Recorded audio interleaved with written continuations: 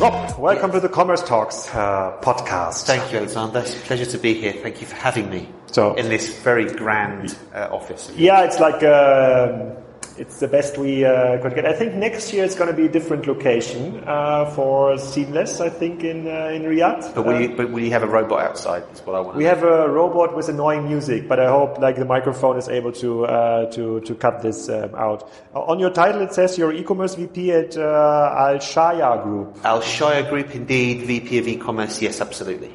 What is it? What is what? VP of e-commerce? VP of e-commerce. We know what it is. It means different things to different people, so it would be a fair question. But Alshaya is a fantastic Kuwaiti company with headquarters it's still in Kuwait. The Burj Alshaya is a fantastic place which I enjoy visiting very much. But we also have headquarters in Dubai and regional headquarters all over the rest of the Middle East and some parts of Central Europe. But I work out of the Dubai office. Which is now growing by the second, and as a group we are a world-leading retailer looking after some of the world's best loved and known brands across the GCC, MENA region, and into parts of Europe. We look after 80 brands, circa 80 brands. 80. Across lots of different verticals: fashion, health and well-being, beauty, hospitality. Starbucks is one of our brands. So we are historically and traditionally a fantastic bricks-and-mortar retailer. That's what we've done all of our lives. And very recently, certainly fueled in part by the pandemic, Alshaya transformed very quickly, overnight in fact, into someone that cared about e-commerce, as most people had to do. As a result, e-commerce went from nothing to something, and during the pandemic, our CEO decided that digital was not going to go away. It isn't a fad, and in this region, that was a bold statement because, as you know, e-commerce here is nowhere near as mature and developed as in Central Europe, for example, which is where I'm from and where you're from. So he decided he wanted to do e-commerce properly, and therefore made the move to start bringing some people, some talent in from outside of the region to build an e-commerce capability within Alshaya that brings us to a point where we can truly say we are the best digital retailer in the region. Maybe let's start with the Starbucks brand. So you own Starbucks you don't own Starbucks from a shareholder's perspective, but you're operating the Starbucks brand here in the region, or how does it work? Yeah, so the model's the same across most of our brands, whether it's Starbucks or H&M or Boots or Mothercare or Foot Locker. We work very much hand in hand with the host brand, many of which are US brands. And we look after their brand and their trading capability in this region. They trust Alshaya to understand the region in ways which they do not. They trust Alshaya to run their business in a way which makes it effortless for them to make profit. And essentially we leverage all of their brand assets and everything that is dear to them from a brand point of view to build stores and open stores in the right places, and now increasingly to build websites and apps in all of the same environments to create that omnichannel experience for customers that want to engage with these brands in an effortless way, however they choose. But how does it work? Is Alshaya then buying or getting the right of distributing the brand here and then running all the stores in the malls? Yeah, we're not a distributor. We're in partnership with the host brand. So the models change ever so slightly across different brands, but ultimately we pay a royalty to the brand in as a percentage of our profits. That's basically the way it works. But then you run the store, you hire the people, you find the right spot in the malls. Obviously do you have to buy the merchandise, so the inventory? Is it on your risk, on your P&L, on Alshaya's P&L, or is it still owned by H&M? No, it's again, it can be different depending on which brand you're talking about, but ultimately, the stock is bought in by us, and the stores and the investment is by us. Any development costs with building the digital operation is us. Okay, and then H&M, when they're going like in the go-to-market motion here for KSA or Dubai or Kuwait, they're saying, okay, instead of trying to find like a general manager for Kuwait, finding the right people, hiring them, I'd rather partner up with you, with Alshaya, because you have the people already, you know how to run those stores. You maybe have already good conditions in some malls because you've already booked space for other brands in those stores, and then they go with you instead of building that up themselves. Yeah, so I'll give you the most recent example is a fantastic brand called Alshaya. And the model with them is that in order to be successful in this region, they want to partner with somebody that makes it easy for them. Of course, any brand can come into this region and find their own stores and man their own stores and run their own stores and build their own websites and build their own fulfillment centers and understand the marketing landscape. Anybody can do that if they want to, but it's hard and it's complicated and it takes a lot of time. We know how to do all of that stuff.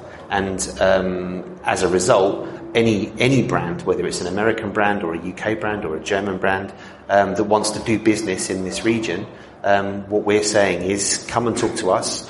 We will do it in the right way to the point where you can walk into any one of the properties and be proud of what we've done, and that it's representative of your brand in a global sense. And essentially, the product that we sell, we both benefit from the profit that comes as a result.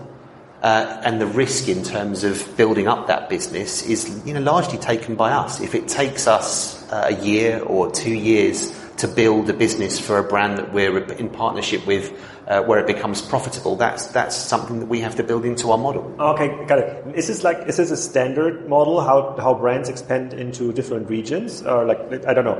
Let's go for the Iberian island, so Spain, Portugal. So when there is like an H&M store, is there something like Alshaya behind it, or do they drive themselves the stores?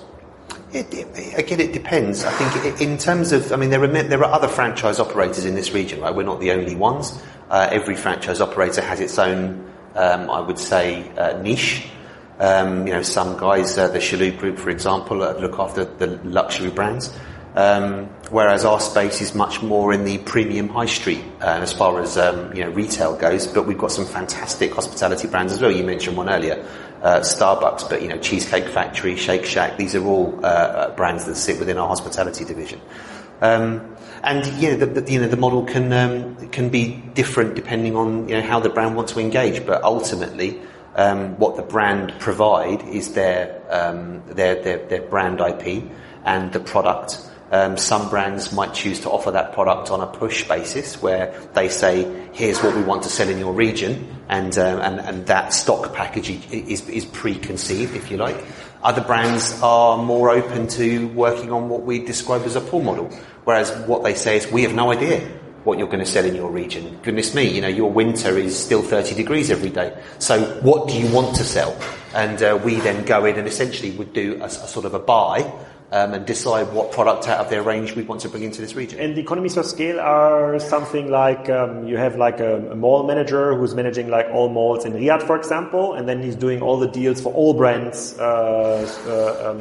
instead of like having one manager managing deals with malls per brand. So we generally operate on a brand by brand basis. Of course, the Alshaya organisation is a big matrix structure, and it can be very complicated. But essentially, each brand has its own dedicated team of people that are only focused on that brand. We don't have, a mall team that are dealing with multiple brands. Every brand has its own dedicated resource. Do we have people that are focused on how malls are trading? Of course we do. But they're not responsible for brand performance. The brand teams are very separated and very focused on their own objectives. Having said that, Alshaya as a group also has an interest in malls. In Dubai, a lot of the malls are run, by MAF, for example, and we have a fantastic relationship with them, clearly, because we want the right stores in the right places in those malls, and it's in our interests to build the relationships to enable us to be in the right places especially because real estate in a place like Dubai is extremely sought after, and you have to have the relationships in place to get the right real estate.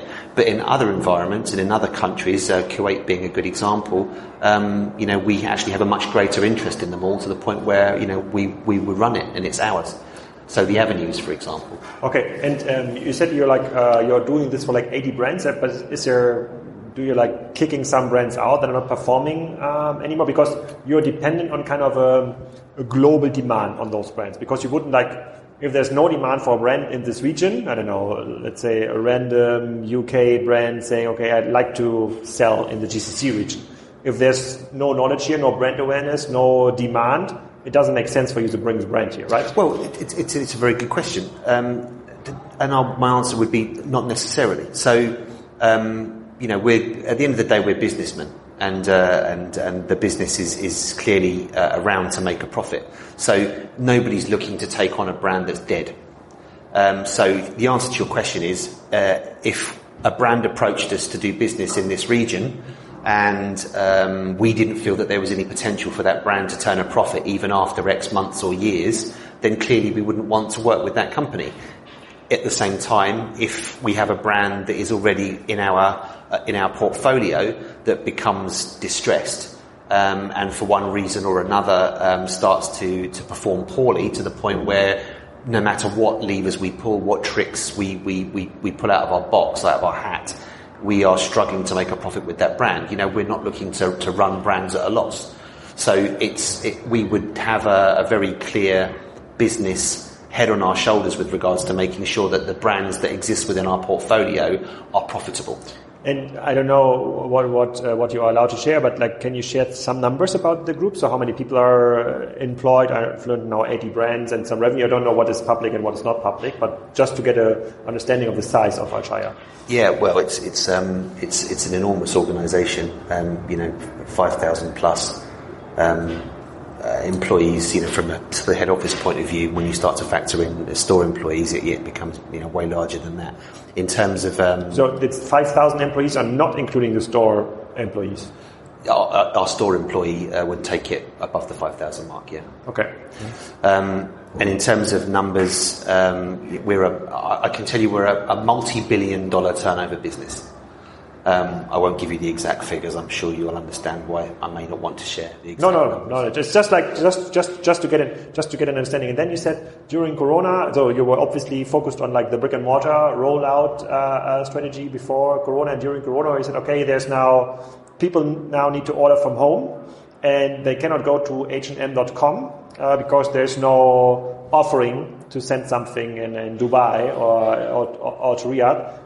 Then you decided to build your own platform for those brands?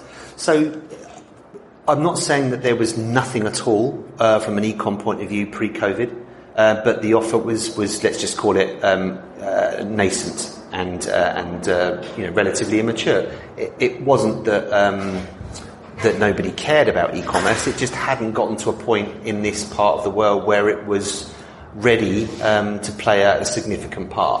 Clearly, when the pandemic hit, everything changed. And if you didn't have something going on online, you went out of business pretty quickly. So like all decent businesses, the Alshaya Group pivoted and worked out a way to survive. And that way to survive involved standing up digital properties for many of the brands that were either exclusively trading offline or only slightly online, as well as the offline business, very, very quickly. And that huge ramp in terms of suddenly becoming a business that had an e-commerce division has matured through the pandemic, stabilized and become normal through the pandemic. And as I said earlier, the general direction of travel now is to say, great, we've now got this new arm to our business, which maybe we should have had previously, but we didn't have previously. It's now significant. It's not a tiny part of our business. But significant in more than 10% of the whole turnover. So if you look at our business as a whole, the percentage of how much business is being done online in a transactional capacity is still quite small. Circa 3%. because the entire business involves all of our hospitality brands, Starbucks, Cheesecake Factory, etc., that don't transact online. People won't like order their Starbucks coffee online and get it shipped. Okay, exactly. Yeah. But if you take the amount of business being done online in a like-for-like capacity, in terms of you compare it as a share of business to the brands that are online properly in what we call a full stack capacity, which means we've built the site, we host the site, we fulfill the site, we develop the site, we market the site, we run it properly, hence full stack. The share of online business now is more like 12%. Yeah, that's a lot. That's like more than just like one more store, right? Or one more wallet. Yeah, look, the way that e-commerce, the way that I feel about it, certainly in this region, is similar to how I felt about things when I was in London. The e-com store should be your biggest store. It serves so much more than just being somewhere where people can come and buy something online. Increasingly, and certainly what we've seen since the pandemic started to ease in this region in a much more pronounced way than places like Central Europe, is a declining conversion trend. And the reasons for that are that, unlike Central Europe, I'm from London and I've travelled back to London a couple of times since I arrived here in April 2021, and it's miserable. The high street is a shell of its former self. Oxford Street is full of American candy stores and vape shops. The Debenham store's gone. Topshop's gone. The House of Fraser store looks bleak. There's a very different high street in the UK, which you could say is in serious decline. Over here, that's not the case. Malls are alive and kicking. The model, we were listening to Mohammed speak earlier today about the mall model out here. It's very much alive and well, and as the pandemic has started to ease, people are going back to those stores. People are using websites and apps to research what they want to buy when they go to the mall, which starts to account for the challenging conversions that we've seen. And that's okay, as long as you can join the dots. And we're doing a lot of work at the moment with Google, for example, to try and work out what value in terms of brick and mortar retail is being done from our online investment, not just in the way that we build websites and apps, but in the marketing investment, which is significant across our brand portfolio. And it's our early reads suggest that it's a significant number. So what we're trying to do is help the business understand that digital is so much more than just websites and apps. It affects customer behaviour in so many ways. It's just a case of us understanding that ecosystem and joining those dots to the point where we can help everybody understand. How did you do it? Because it's usually hard, even for one brand, building up from you say nascent e-commerce experience into a more developed one. We're not talking like Zalando about use standards in Europe, but to a good experience where product information is up to date, where inventory informations are connected, maybe even store by store basis, which is obviously something you must have in mind to connecting the dots between the stores. Usually companies are doing on their own, like H&M, trying to build this kind of experience. Like in Europe, it's like a disastrous experience, to be honest. The online, the UX is bad, the user journey is bad, the delivery experience is bad, so it's not good. Yeah. And you had to do it for, you said not every brand needed 16 different brands. Yeah. How did you do it? Look, if it was easy, everybody would be doing it, right? So it's not easy. And as I said in the auditorium this morning, it's complex, and the bigger you get, the more complicated it gets, and the harder it is to get it right. Are we perfect? Of course we're not perfect. If you take any one of our sites, it wouldn't take us long if we sat here with a screen open for me to start to get cross with things that aren't the way I want them to be. And that's going to continue for, arguably forever. The perfect e-commerce journey, the perfect e-commerce experience, I fundamentally believe will never exist. Because by the time you've gotten to utopia, there's a new utopia you're chasing. It's just moving that quickly. So how do you do it? With a lot of hard work, by building great teams, and by building a culture within your business which is willing to change. People talk about digital transformation all the time. What the hell does that even mean? Most people say it flippantly. They don't even understand what it takes to transform a business digitally. The future takes a long time to arrive, and you have to be invested in that transformation process to see it through properly, and you have to take people on a journey with you. The fact is, in this region, whether we like it or not, e-commerce is still fairly new. It's not like London. It's not like Munich or Berlin. It's not like Paris. It's not like the US. It's people don't understand it over here in the way that we're used to. And as a result, you have to help them understand a different way to do business. And that's why it's important, I think, to speak plain English. Nobody likes being bamboozled with acronyms. Nobody likes to be told that the way that you've built your P&Ls are wrong and doesn't work for e-commerce. So you need to look at it a different way and then spew a load of jargon at them that they're not going to understand. It's in my interest to build relationships, win friends and influence people within Alshaya so that they understand the journey that we're all on collectively together and are as enthusiastic as I am about building their online share of business up into the 20% mark.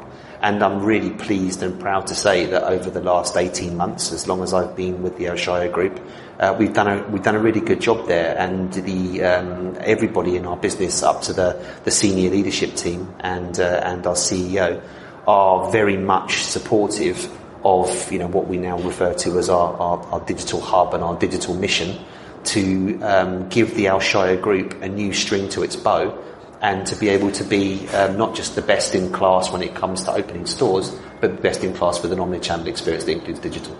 And how big is the team working on the e-commerce experience for those 16 brands? So, or the matrix around it? So I look after e-commerce within a digital office within the Alshaya Group, but there are other parts of the digital office, right? So my bit's called e-commerce, and my team is circa 115 people. Or will be circa 115 people when we finish our recruitment mission in the early parts of next year. But the other parts of the digital office revolve around brand planning and strategy. So there's another team that look after that. There's another team that look after digital payments and loyalty. So I mentioned earlier on today that we've just launched our loyalty scheme called Aura, which replaced a previous loyalty scheme which had just become ineffective. So we retired it and we've built this new one, which is very much an app-based thing. It connects all 80 of our brands. So however you choose to engage with Alshaya brands, you can earn points that are then redeemable across our portfolio. That's launching here in KSA very soon and is launched in many other markets. But that's a loyalty program exclusive to Alshaya brands. Yes. It's not outside of Alshaya brands. No, it's just our own brand. But it's an interesting proposition to start a loyalty program, because if it's like successful within Alshaya, then more brands most likely want to join. Well, look, I'm not saying for a second at the moment that our end game with Aura is to essentially turn it into some kind of loyalty marketplace. But we'll talk more, I'm sure, about marketplaces and the onward rise of the marketplace in this region in due course. But right now, our mission with the Aura program is clearly to help customers understand that the Alshaya Group is much greater than the sum of its parts. Many people don't know that we're behind a lot of these brand names that we all know and love. And why should they? We don't necessarily want Alshaya to be a famous household name. My next question, if you really want to. No, we don't. We don't want to brand anything Alshaya. We don't want people to talk about Alshaya as if it's a brand. Of course we're a brand, but it's not. That's not the main cut and thrust to us. We want to make our brands famous. And what we want to help our customers understand is that by shopping in our very, very rich pool of fantastic brands, that there are benefits in introducing them to other brands through the loyalty scheme. For example, if you're used to buying all your clothing from H&M, or you're used to buying all your coffees every morning from Starbucks, or you're used to buying stuff for your newborn baby and your young children from Mothercare, the points you amass with your regular spending pattern there, you can enjoy at the weekend by going and getting a lovely meal at the Cheesecake Factory, or grabbing a burger as you pass Shake Shack. It's an environment where we believe that we can engender much stickier relationships with our customer base by educating them as to what we can offer. Got it. But is it already on a level where you would say, okay, when you're like going now for a new brand, let's say, I don't know, Mango. I don't know if this is already a brand. Mango is not one of our brands. Okay. But they're a lovely brand nonetheless. Okay. Let's say Mango is approaching you. Could you just to find out what the potential is, could you start it as an online first experience, like to offer it to your customers? Because you can build warehouses for Mango, 1, 2, or 3. It's usually easier to do and faster to do than just putting it in a store, because it's a long-term commitment for a store. In the warehouse, you can reuse for whatever you want. So could that be part of the future growth strategy, to try out brands online first before you're committing into renting stores and training staff and doing all the brand work? For sure. So, and that's another really good point around why digital is going to be important for a business like Alshaya to thrive and grow, right? Because if you don't have that digital division, that digital arm, then you can't run that kind of a strategy. I think to answer the question, first of all, we own warehouses. So the warehouses that we have in all of our core markets, are owned by us. We've just invested 200 million here in KSA in building new warehouse operations. So, we're very proud of our warehouses in the same way that we're very proud of our stores. The question that you asked, though, in terms of is it commercially feasible for a brand to be online only, or for us to test the water with an online offer before we invest in stores? Absolutely. But again, that would be a conversation with the brand. So let's call it Brand Alexander. Brand Alexander approaches us and says, look, we've got a great business in the US and in UK, but we're finding it almost impossible to get to grips with what you need to do to be successful in the GCC or MENA region. Can you help? We would obviously sit down with them and we'd look at their books and their numbers, and we would say, yes, we recommend this kind of a strategy. It could be, we think you should open 50 standalone stores, and we'll build you websites and apps in 7 different markets, and we'll also put your product into our Debenhams department stores, and we think we can also sell those products in some of our other stores. It could be a strategy like that we recommend. It could be, do you know what? We don't think it's worth investing in standalone stores for you until we've got a bit of traction, because your brand isn't well known. What we recommend is that we put your product into this environment first. It could be one of our digital department stores. It could be a marketplace strategy, and it could be a pure play from an e-com point of view. And once we see some traction in any given market from any one of those fingers in the pie, then we can start to look at an investment strategy that's more aggressive in a traditional capacity. So I think the short answer to your question is yes. Yeah. Okay, got it. And then obviously you already mentioned this, like the marketplace piece. So I can think of Alshaya when it comes to marketplace, like from 2 different sides. So obviously you have access to brand inventory, like for 80 brands, which you could sell on local marketplaces, like Noon, for example, or you can build your own marketplace because you already have so much inventory. Yeah. Which would attract, obviously, I don't know, I haven't looked at maybe if there's already like a website where you're offering all the brands, but this website could attract so much traffic already that you can develop it into a marketplace. What's your view on that? So, I would suggest that the ideal model for any brand with the right level of commitment would usually involve an omnichannel presence, so stores and online. It would involve a connected experience across all of those environments. It would involve an element of B2B. It would involve clearly a B2C stream. We would, though, engage with the brand in the same way that we would work out the commercial terms of engagement initially about the channels available for us to sell. Some brands are very comfortable with the notion of being on marketplaces in this region, whether it's Noon or Namshi, or whether it's someone like Jameer or Amazon. They're all just third-party marketplaces at the end of the day. Some brands are very enthusiastic and happy to be on in those environments, and some brands not so much. So it's not down to us to simply say to the brand, if you do business with us out here, this is how we will sell you. It's a conversation, and we sign up to certain... So you're not necessarily getting unlimited rights. You still have to negotiate with the brand. So how it's going to be presented here? At the offset, we would set out our view of the best way for that brand to be successful in this region.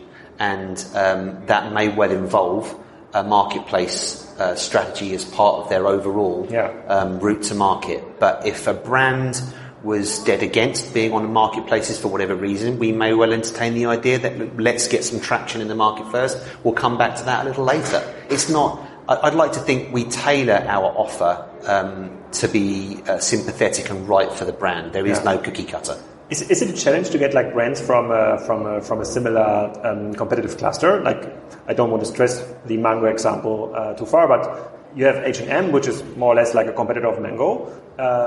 Would such a competitor feel good about that? Like the same organization is selling like a similar brand, because your goal is the same. You want to like get as much revenue, because it's a commission-based business, as much revenue as you can out of the deal. Or would they rather go then to an Alshaya competitor, saying, okay, I'd rather go to a company where there's no direct competitor of mine right now? It's a great question, and the answer is, I think, a resounding no, because of the way that we run the brands that we look after. Using if we stick with the fashion example for a second, then we morph from Mango into H&M and American Eagle, right? Both fashion brands, both Alshaya fashion brands, both very successful Alshaya fashion brands, and both great global brands. Do we feel that our friends and colleagues at American Eagle feel disadvantaged in any way that we also look after H&M? Absolutely not. In fact, I would suggest it's the polar opposite. There is no either or from Alshaya's point of view. We will not cross-sell American Eagle product to H&M or vice versa. I hate the term Chinese wall, but it's a concrete wall. We make sure that we are operating at brand level in a completely unique way for that brand. We will not compromise the way that we work with or run and manage one of our brand relationships because we've got somebody else in our portfolio that sells similar product. It's just not anything that comes into our list of things to worry about. It's never been an issue, and I would suggest never will be. Okay. Then last question about like the market situation overall, because most of the brands I've seen so far are lifestyle brands. Essentially, everything you can buy in a mall is essentially lifestyle. All the lifestyle brands I know in Europe do have, because of the Ukraine war, recession, inflation, they have all the problem of like their full warehouses. Customers are kind of in buying freeze. They're not spending too much money. Then we have a super warm September, October, so not spending stuff on new clothes. It's like problems just amount and amount and amount. So it's a very tough period for them, and most of them will say 2023 will be like horrendous year where like many competitors will go out of the market. How is it here? Again, it's a mixed bag. We have some of our brands where we have an operation which is, hyper efficient to the point where we are not left with an ounce of fat at the end of a year or season in terms of remnant stock. We have other brands, because of all the macroeconomic factors that you previously alluded to, that are not in that position, and that we, there is the need, as most retailers have, to run promotions and to run sales, and we're entering peak trade now, and Black Friday, Cyber Monday, will be a big thing out here, as it was last year, and will continue to be, I believe, for a little while longer. We flex the rate of sale with trading strategies as we need to on a brand by brand basis. But is it in our interests to reduce our reliance on holding stock? For sure. I mean, you just need to look at the way that the marketplaces are operating in anywhere in the world, but specifically, as far as this conversation goes, here in this region, it's happening already. Marketplaces they don't want people's stock anymore. They don't want their warehouses full. They don't want to take responsibility for the pick and pack operation. They want to minimise their risk as much as is possible. So one of the projects that I'm really proud that we jumped on when we did, and will come to fruition for us very, very soon, is an integrated model with the marketplaces for us that matter in this region that would enable us to trade on those platforms without the need to move stock out of our own warehouses. So essentially we improve our rate of sale from our one stock pool by making that stock pool available not just B2C in multiple countries and across multiple devices, but also B2B to C through third-party marketplaces. And the other focus area for us right now is how do we also open that single stock pool up to markets outside of our core? Do we want to run a cross-border operation which gives us the ability to send our stock and our offer and our world-class brands into other parts of the world, as long as the host brand agrees that that's an area that's attractive to them and therefore in their interests to allow us to pursue on their behalf. So our global expansion is so much richer and so much wider than just B2C websites and apps. We've got a number of other things we're interested in doing. Got it. So, if I understand it right, so it's a mixed bag, but it's by far not as dramatic as it is in Europe now, right?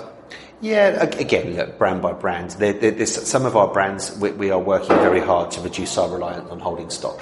But I would suggest that the position in the UK and in Europe at the moment is probably a little worse than we're feeling it here. Having said that, as I said earlier, the declining conversion rates we're seeing in this region as a result of people going back into the real world in stores, I don't think is as pronounced in Europe.